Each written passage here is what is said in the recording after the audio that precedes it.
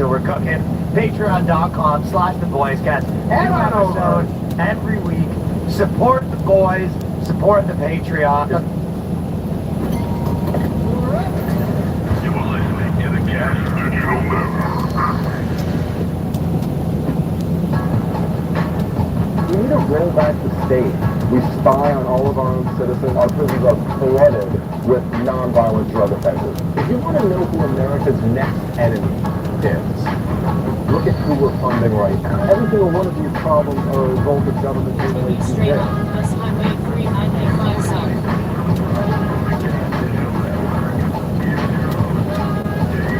What's up, everybody? Welcome to a brand new episode of How to get to the Bridgeport Hot Springs, California. US 3995. I am Dave Smith. He is Robbie the Fire Bernstein. We are going to Europe next week. Our first time together going to do some stand-up in Europe, and we're also going over with the Real Ass Podcast boys, Bruce J. Gomez and Zach Amico, all four of us going to London, Belfast, Glasgow, and Amsterdam. We'll let the day of jihad pass us by, and then we'll be out there the following week to pick up the pieces. But anyway,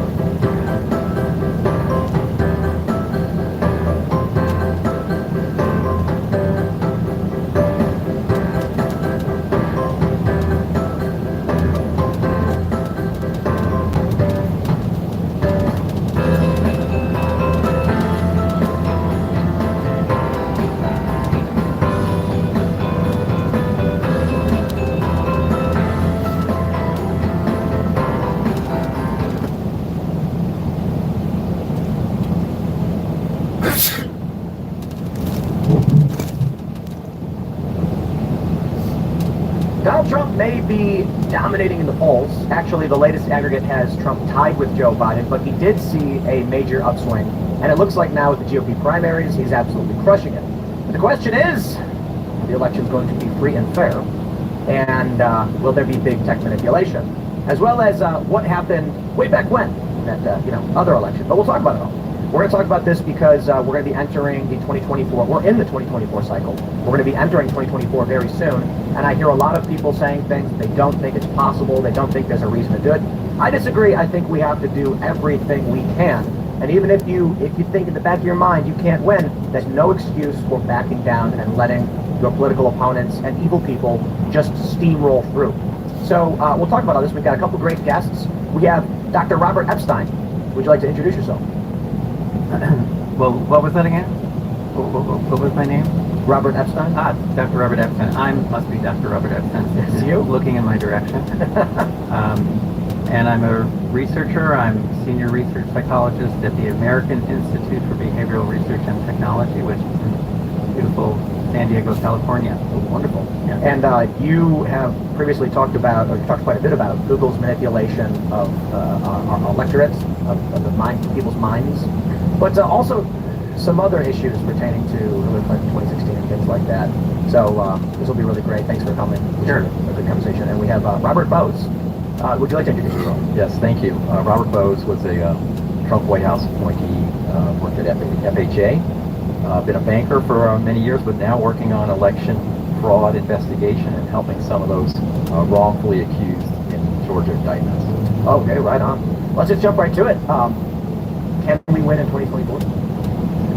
By we, you mean right-wing conservative nutcases? No, I mean, you know, if you take the mainstream media's view, anybody who would vote for Trump is going to be some far-right MAGA extremist. But you'll actually, there's a lot of people who are libertarian-leaning, anti-establishment, some people who just despise the Republican Party, but just want Trump to win for, say, like my position is more so, Trump's more likely to fire people. His foreign policy was substantially better than everyone else we've seen. So I actually really don't like Republicans, and I don't consider myself conservative, but I think Trump is one of our best bets in a long time. I'd like to see him win, but, you know, could there be better? Of course. It's a question of, is it possible to defeat the establishment machine, which has got Biden fumbling around in office? Maybe he wants to bring in Gavin Newsom or who knows what. And yeah, I mean, there you go, that's we.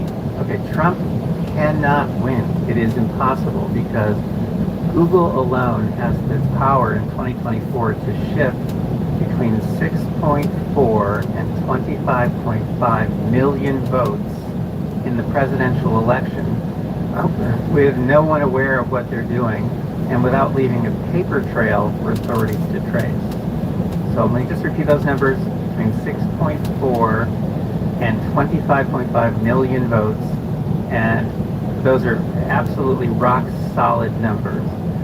And I know how to stop that. I know how to level the playing field, but all the attention is going to so-called voter fraud. All that attention is going to voter fraud because Google and some other tech companies are misdirecting attention. In other words, they're making those kinds of stories go viral so that people who don't know better end up focusing on those issues, and they're doing that deliberately so that you won't look at them. I mean, I could say, you know, technically right now, yes, but for 2 years after the 2020 election, you could not even say those words on YouTube without being banned. In fact, I think it was The Hill ran a clip of Donald Trump speaking at a rally where he said, it was a big fraud, you stole it, and then they shut down a news segment for simply mentioning it. But if you came on and said, oh, they've got better ballot harvesting, YouTube was totally fine. If you came out and said, big tech censorship, Google search manipulation, they had no problem with you saying those things. But you couldn't talk about it. Now you can talk about fraud. They've changed the rules a few months ago where now you're allowed to say 2020 was stolen from Trump or whatever. But, how would you, I mean, what's your response to that? Whatever it is people are focusing on, you have to understand that that focus is being controlled. So I guarantee you they're not ever allowing the focus to be on them. So right now, for example, there's a big trial in progress that's just winding down, the U.S. versus Google. No one even knows about it.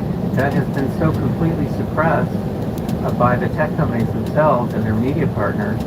So what I'm saying is whatever it is people are going to be talking about, they control that.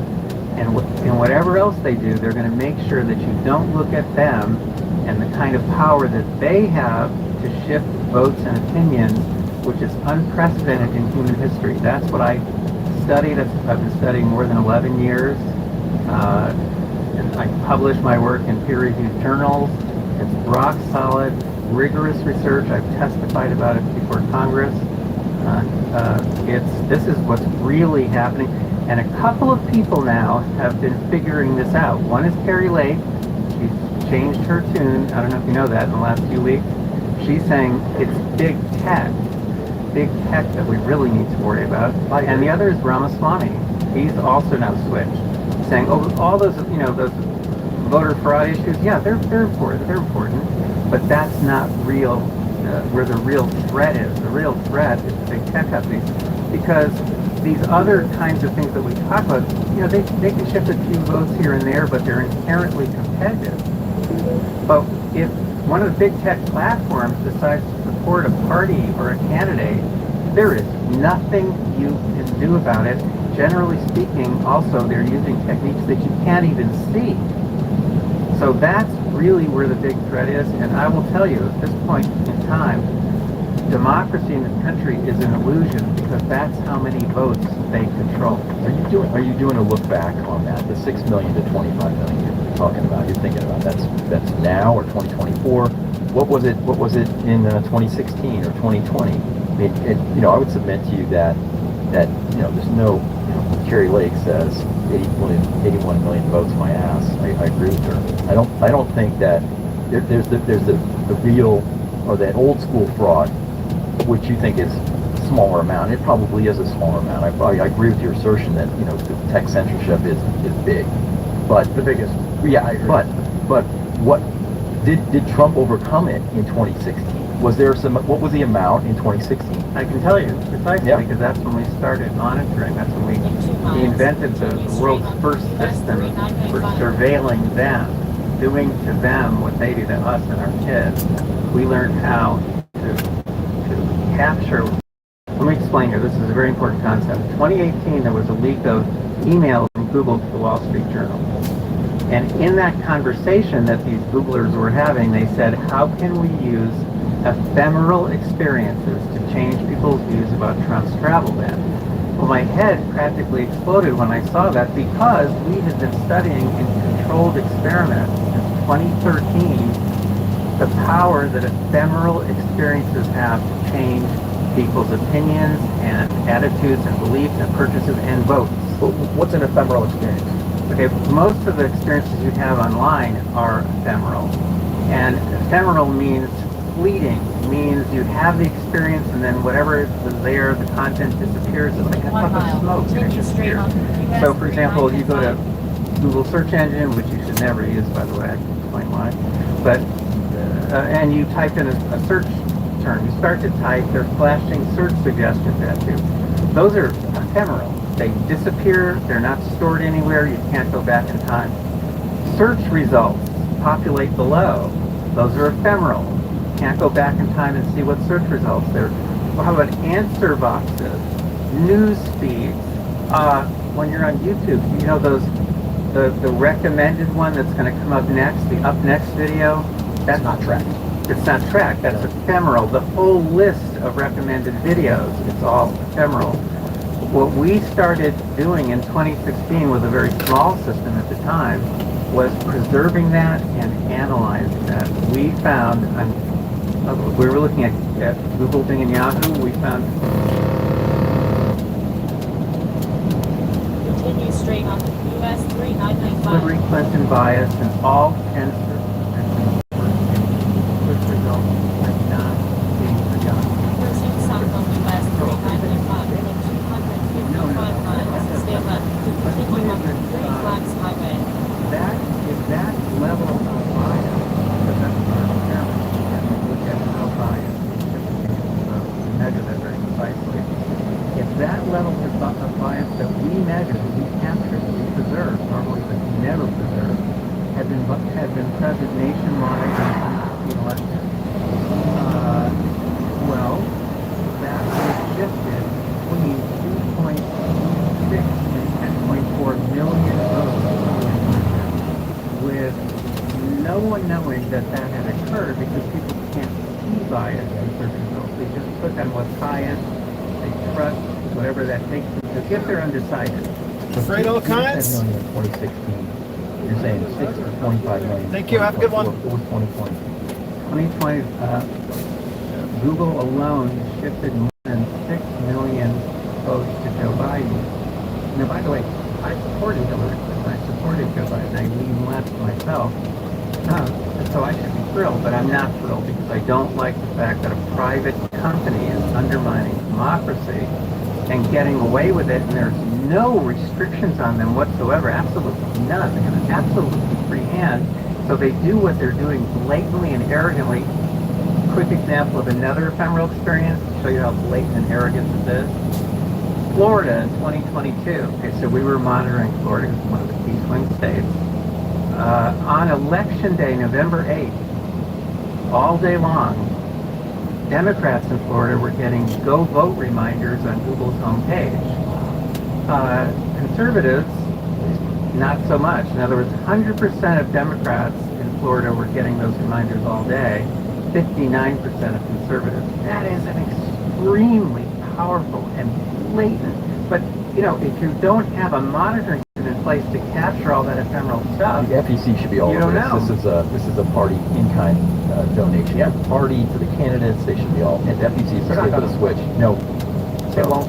Yeah, but but President Trump beat the cheat 2016. Well, I think he beat the cheat in 2020.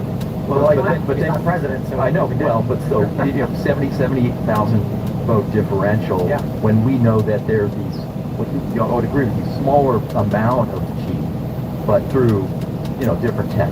Well, this is true. I mean, Trump's popularity It's huge. Oh yeah, It was a collective, was it 44,000 votes in 3 states? What stopped Trump from 2020?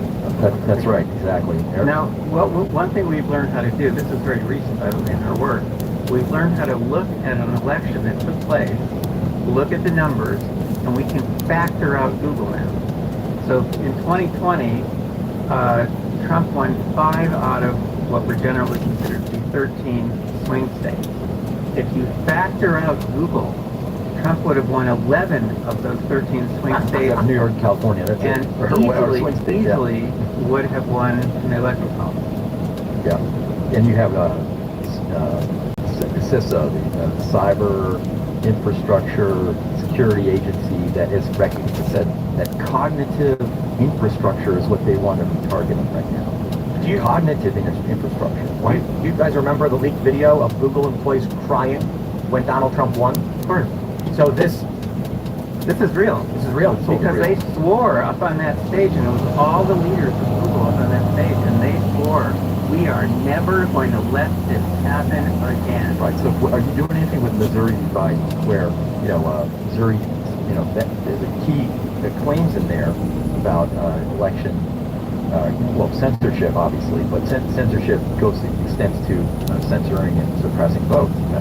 Well, I worked for years with Chuck Landry, who just became governor Big win. of Louisiana, and I congratulated him that very day. I thought for sure I'd never hear from him again now that he was governor, and checked it big that. He's a good guy. The guy he's a great guy, crazy accent, wow, really crazy accent. Asian, yeah. But he's been helping me and my team for years, and he knows all about my work, and he gets it.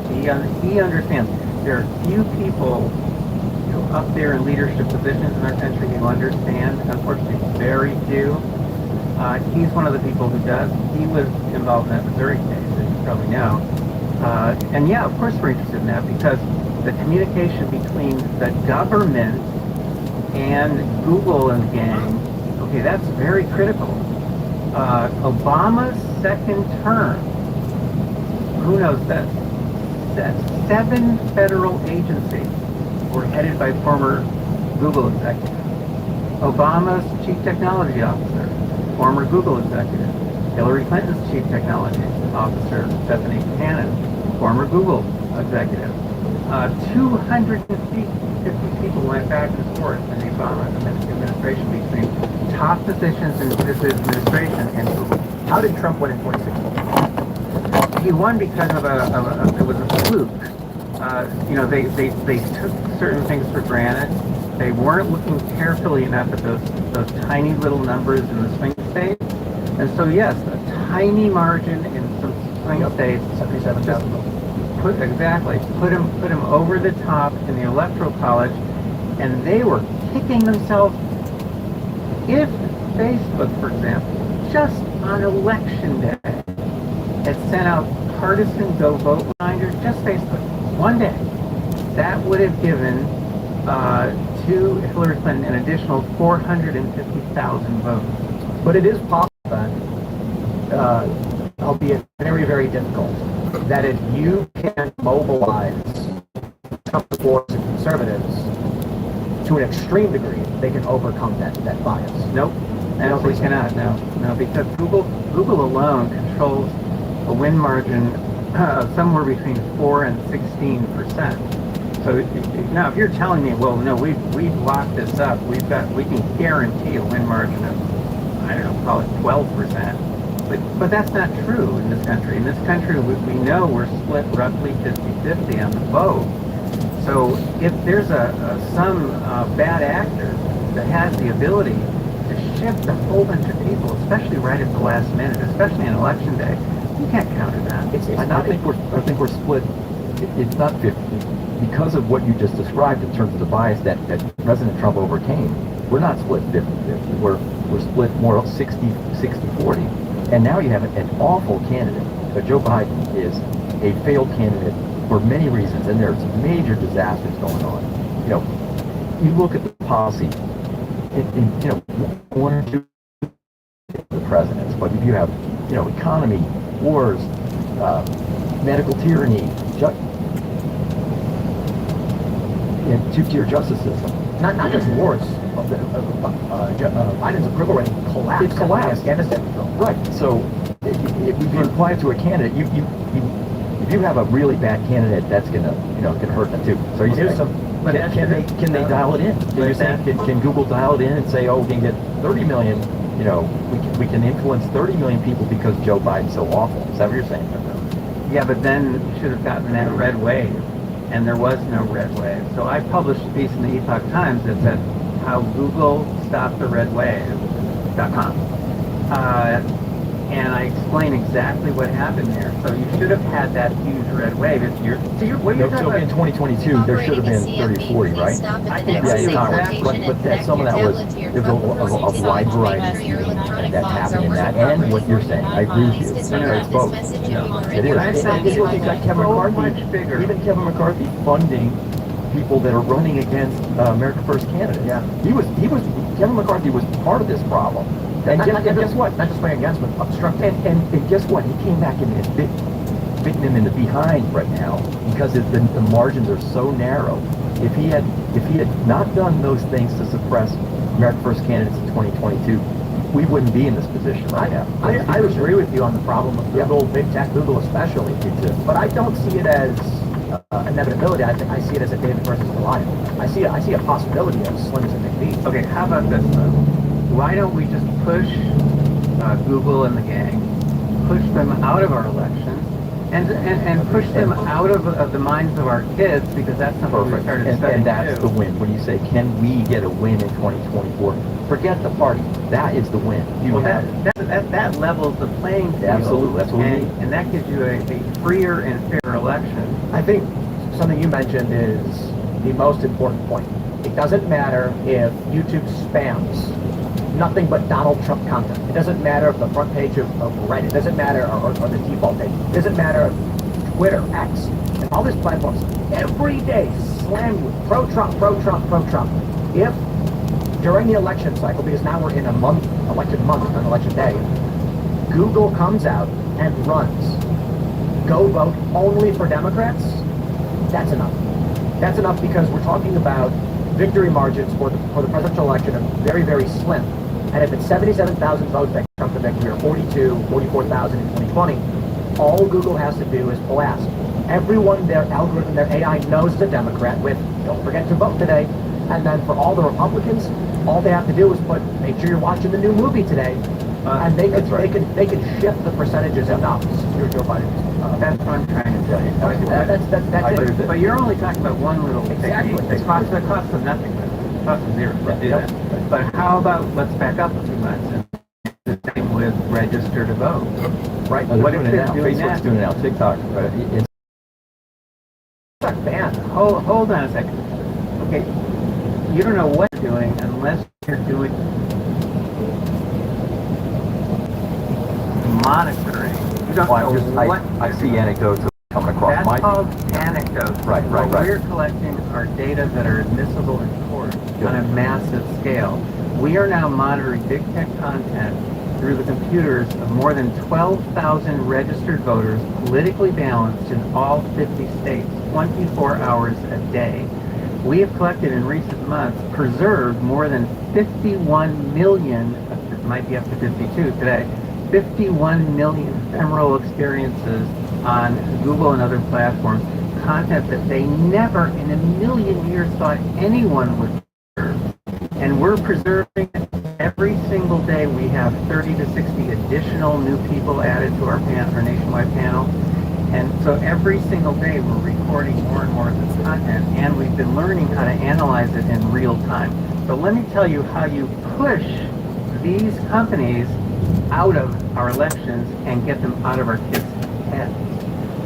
2020, we had so much dirt on Google that I decided we're going to go public before the election. So I called up a reporter at the New York Post, and I sent her in a bunch of stuff, and she got the assignment. This was a few days before the election. She wrote up the piece. Her name is Ebony Bowden. You can look her up because she got fired soon afterwards. And she read some of the pieces to me on the phone. It was fantastic. Now, just a few weeks before, the New York Post had broken this story about Hunter Biden's laptop. So there, you know, and that was the front page, right? Well, this story that she was writing about the election rigging, that was going to be New York Post's front page. Wow. So on Friday, October 30th, a couple days before the election, her editor called Google for comment. New And pre-assignment guess what received. happened Starting that in night? Fontana, CA. The story Ending got at Livermore, killed. CA. She was so furious. Now, how could that possibly happen? Well, the New York Post could take on Twitter because they were only getting 3 or 4% of their traffic from Twitter, but they were getting 45% of their traffic. Think about 45% of their traffic from Google.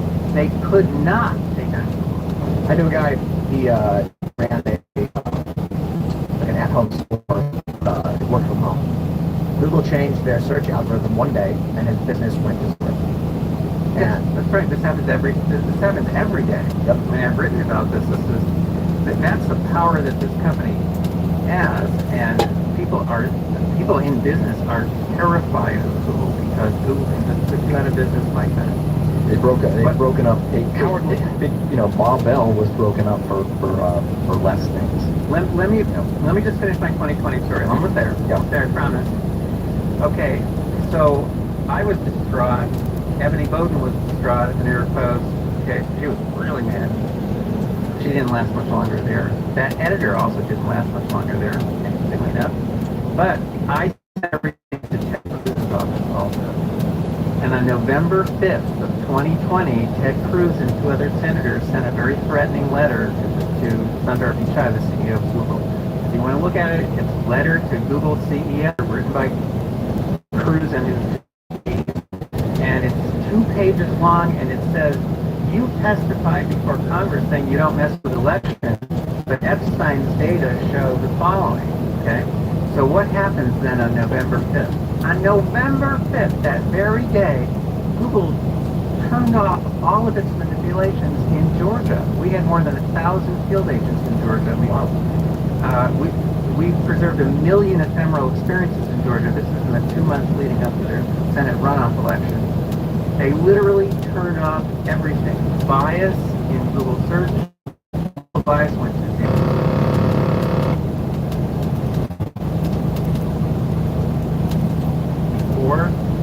And they stopped sending out partisan go vote reminders. what is there? This sounds like with your data being admissible in court, anyone in any state could have standing and file a lawsuit. Correct, and that's why I'm working with AGs around the country right now. That's why I'm working with Paul Sullivan, who's a very well-known DC attorney who used to work for the federal election. He's helping us to prepare a complaint to the FEC about Google because we have the data from 2022. 2022, we preserved 2.5 million ephemeral experiences related just to those days leading up to that election. But now we're setting up a permanent system that's now currently running 24/7 in all 50 states. It needs to be much, much bigger so that we have representative samples, and so it's court admissible in every state. So here, it was the day that Senator Cruz sent this letter out. The bias seen on Google in Georgia disappeared. Like that, like flipping a light switch, and that phrase came to me from a Google whistleblower named Zach Voorhees. I mean, you may have heard of him. Yep. He's a good person for your show. I think we've had him on, didn't we? We've had him on. Pretty sure. I don't know. Yeah. He's the guy who walked out of Google with 950 pages in documents and a very incriminating video, and he put it all in a box and sent it off to Bill Barr, who at that time was Attorney General of the United States. And then Google went after him with police and Fuck off! SWAT team went after Zach Voorhees. Wow. Yes, I'm sure Bill Barr didn't look at it. Did anything. He sent him lots of evidence. He didn't look at any of it. But, well, the point is, though, that what Zach did was very, very courageous. He's become a friend over the years. Yes, and that's Zach's phrase.